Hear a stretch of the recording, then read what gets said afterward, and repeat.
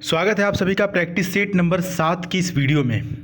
देखिए ध्यान से अगर आप देखेंगे तो दिए हुए इन 10 प्रश्नों में से आपको कम से कम 8 प्रश्न सही करना है। अगर आप इंग्लिश में पास होना चाहते हैं तो 80% रिजल्ट आपको हर प्रैक्टिस सेट में लेकर के आना पड़ेगा। तो अगर 8 क्वेश्चन सही करते हैं तो माना जाएगा कि आपकी तैयारी बहुत ही बेहतरीन चल रही है। और अगर आपको ये 10 क्वेश्चन नहीं समझ में आएंगे, मतलब पहले से नहीं आते होंगे, तो देखते ही आ जाएंगे और आगे अगर इस प्रकार के क्वेश्चन पूछे जाएंगे तो आप आसानी से उन क्वेश्चन को सॉल्व कर पाएंगे। चलिए देखते हैं डियर स्टूडेंट, आज की इस वीडियो का पहला क्वेश्चन आपके सामने आ चुका है। क्वेश्चन में लिखा हुआ है कि my twin is 5 minute younger than myself. अब आपको बताना है कि इस क्वेश्चन में किस पार्ट में एरर है, ए बी सी डी। इस प्रकार के क्वेश्चन आपके एग्जाम में पूछता है, जिसको फाइंड द एरर के नाम से भी आप जानते हैं। अगर सर आपको लग रहा है कि ऑप्शन नंबर सी तो बिल्कुल सही लग रहा है, लेकिन ऑप्शन नंबर सी सही है तो क्यों सही है? देखिए, हमने आपको पहले भी बता चुका है कि दैन जो होता है THAIN, इसके बाद सब्जेक्टिव केस आता है। इसके बाद कौन सा केस आता है?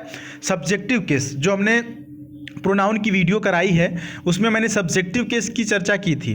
तो सब्जेक्टिव केस क्या होता है? आई, वी, यू, सी, ही, ये सब सब्जेक्टिव केस होता है। तो माई सेल्फ कहाँ से आया? माई सेल्फ है रिफ्लेक्सिव केस। तो रिफ्लेक्सिव नहीं बल्कि सब्जेक्टिव आता है। तो माई सेल्फ का सब्जेक्टिव होगा आई।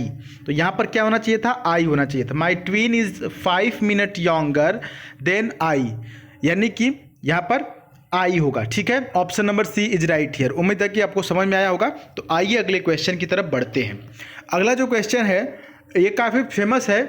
लिखा हुआ है कि best expresses the meaning of the idiom phrases. Question ये है कि अ पीस ऑफ केक लिखा हुआ है, इसका आपको बताना है कि मतलब क्या होगा। देखिए, पीस ऑफ केक का मतलब होता है ना कि कोई भी चीज़ जो कि आपको बड़ी आसानी से मिल जाए, बड़ी आसानी से आपको वो प्राप्त हो जाए, something easily achieved. Option number D सही होगा। नहीं समझ में आया?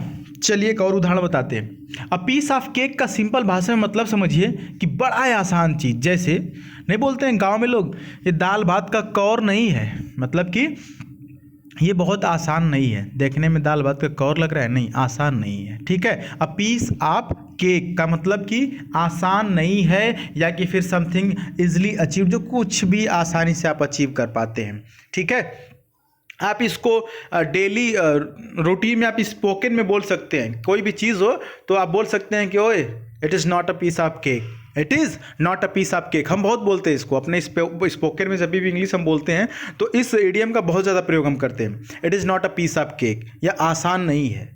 ठीक है, ऐसा बोल दीजिएगा, सामने वाला समझेगा कि यार क्या केक की बात कर रहा है, कुछ समझ में उसको नहीं आएगा। ठीक है, इंग्लिश में अगर आप सोचते हैं कि हम बहुत ज़्यादा ब्रिलियंट हो तो आप इडियम्स का इस्तेमाल करने लगेंगे तो अच्छे अच्छे लोग जो है कि उसमें हालत उनकी ख़राब हो जाती है। अगला कि having a displaying an overly critical point of view, क्या मतलब होगा इसका? वन वर्ड सब्स्टिट्यूशन बताना है एक शब्दों में। यहाँ पर देखिए इसका मतलब है ना जजमेंटल। ऑप्शन नंबर ए से होगा जजमेंटल। अब देखिए इसकी जो मीनिंग होती है वो ये है कि किसी के विषय में राय बनाकर उसकी आलोचना करना। किसी के विषय में राय, ऐश्वर्या राय वाला राय नहीं, राय मतलब मानसिकता। मानसिकता बना करके मतलब होता है ना कि आने दो फलनवा को, आज उसकी खूब खिंचाई करेंगे, आज उसकी खूब बेइज्जती करेंगे। ठीक है, तो क्रिटिकल हो मतलब क्रिटिसाइज से है। ठीक है, तो क्रिटिसाइज से यानी कि किसी को राय बनाकर किसी की आलोचना करना, जजमेंटल। Option A. अगला देखिए काफ़ी बेहतरीन यहाँ पर आपको इडियम बताना है। लिखा हुआ है कि a picture of paints 1000 words. इसका मतलब समझ पा रहे हैं? इसका मतलब होता है ना किसी बात को लिखने की तुलना में चित्र के माध्यम से अधिक प्रभावशाली ढंग से समझाया जा सकता है। ठीक है, ऑप्शन नंबर ए होगा an image of subject conveys its meaning और essences more effectively than the description does. यानी कि कोई भी ऐसी चीज़ है जो लिखने से बेहतर आप उसको अगर चित्र कोई दिखाएं तो उससे ज़्यादा समझ में आती हैं चीज़ें। हम लोग का जो माइंड है वो पिक्चर को ज़्यादातर कैच करता है। जैसे मैं आपको बोलूं एलिफेंट मतलब हाथी, मैं बोलूँ आपको हाथी, तो हपरा का मात्रा हा और थप्पड़ बड़ी का मात्रा थी ये नहीं दिखेगा आपको, हाथी का इमेज आ जाएगा। ठीक ना, मैं कहूँ नरेंद्र मोदी तो नरेंद्र मोदी लिखा हुआ अक्षर नहीं सामने आएगा, नरेंद्र मोदी का चेहरा आएगा। तो हमारा जो माइंड है वो पिक्चर्स को ज़्यादा प्रीफर करता है। तो इस मीडियम का वही मतलब है कि किसी बात को लिखने की तुलना में चित्र के माध्यम से अधिक प्रभावशाली ढंग से समझाया जा सकता है। अगला जो क्वेश्चन आपके सामने पेनिसिया लिखा हुआ है, यहाँ पर आपको करना क्या है कि choose the one which is best expresses the meaning of the given word. जो वर्ड इसका जो एक्सप्रेसेस जो बेस्ट मीनिंग है, मतलब कि एज ए साइनोनिम आप समझ सकते हैं। पेनिसिया का मतलब होता है रामबाण, मतलब कि जो सभी रोगों का इलाज करते हैं, रामबाण। क्योर ऑल होगा ऑप्शन नंबर डी, ये कई बार आपके एग्जाम में पूछा जा चुका है। बाकी के ऑप्शन अगर आप समझने की कोशिश करेंगे तो फ्लैटरर लिखा हुआ है जिसका मतलब होता है चापलूस, और प्रेज का मतलब प्रशंसा, इनएक्टिविटी का मतलब होता है निष्क्रियता। ठीक है, एक्टिविटी का मतलब क्रियता होता है एक्टिव, और इनएक्टिविटी का मतलब निष्क्रियता। आगे बढ़ लेते हैं। अगला जो वर्ड है इसका भी आपको साइनोनिम ही बताना है। बेनेवोलेंस लिखा हुआ है। एक बात याद रखिएगा कि बेने एक रूट वर्ड है, BENE, बेने एक रूट वर्ड है, और बेने शब्द कहीं पर भी अगर आ जाता है तो इसका मतलब होता है कोई ना कोई भलाई की बात की जाएगी, कोई अच्छाई की बात की जाएगी, कोई पॉजिटिविटी की बात की जाएगी। तो बेनेवोलेंस का मतलब होता है भलाई या कि फिर परोपकार। ऑप्शन नंबर सी हो जाएगा काइंडनेस, यानी कि दयालुता, वही भलाई से रिलेटेड है, किसी को दया करेंगे या भला करेंगे, बात वही है। और लिखा हुआ है ए में इल विल। इल विल का मतलब क्या होता है सर? इल विल का मतलब क्या होता है? इसका मतलब होता है द्वेष या बैर। बैर मतलब समझते हैं, वही ना काहू से दोस्ती ना काहू से बैर, वही वाला बैर, इल विल, बैर। विजन का मतलब होता है दूरदृष्टिता, एक तरह से कह सकते हैं एक्ट या कि फिर पावर ऑफ सीइंग, यानी कि देखने की जो है कि कला एक प्रकार की होती है। कहते हैं ना कि विजन क्लियर करो अपना। मोबिडिटी लिखा हुआ है ना, मोबिडिटी, आर साइलेंट होगा। मोबिडिटी का मतलब होता है रोगों की संख्या। आइए आगे बढ़ते हैं। अगला आपके सामने 7वें नंबर का क्वेश्चन है। लिखा हुआ है कि he spoke in a distinct dash.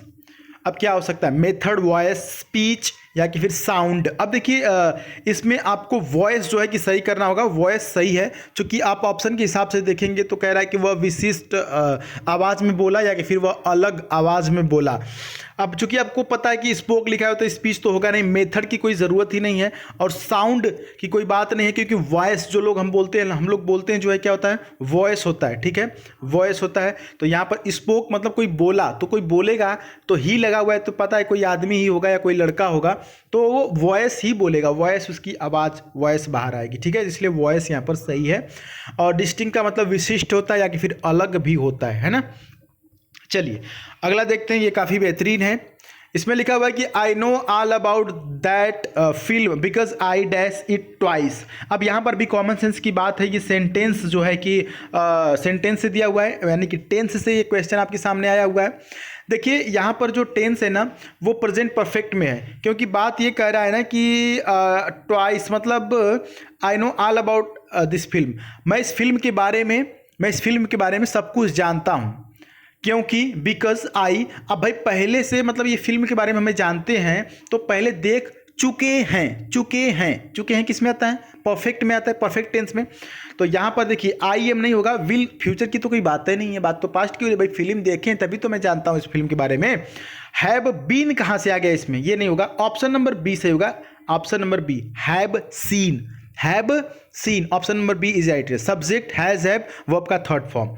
तो पूरा सेंटेंस क्या हो जाएगा? I know all about that film because I have seen it twice, मतलब कि मैं उस फिल्म के बारे में सब कुछ जानता हूं क्योंकि मैंने इसे 2 बार देखा है।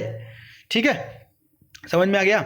आइए आगे बढ़ लेते हैं डियर स्टूडेंट। अगला जो आपके सामने है 9वां नंबर का ये क्वेश्चन, इसमें लिखा हुआ है आपको पैसिव बनाना है।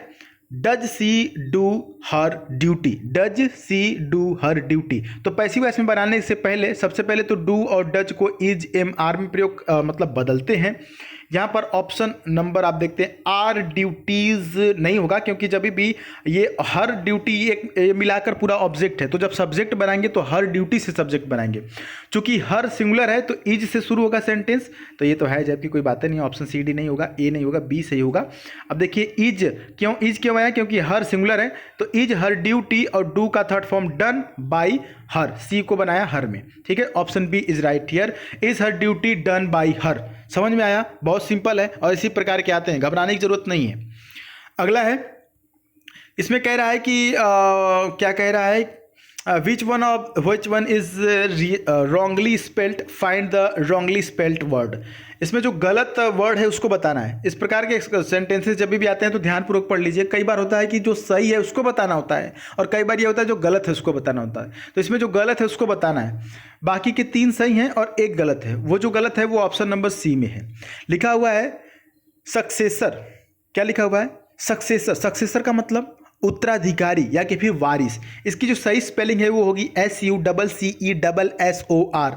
यहाँ पर आप देख सकते हैं कि सिंगल एस दिया हुआ है ना, सिंगल एस दिया हुआ है, जबकि यहाँ पर डबल एस होना चाहिए। SUCCESSOR, सक्सेसर का मतलब उत्तराधिकारी या कि फिर वारिस।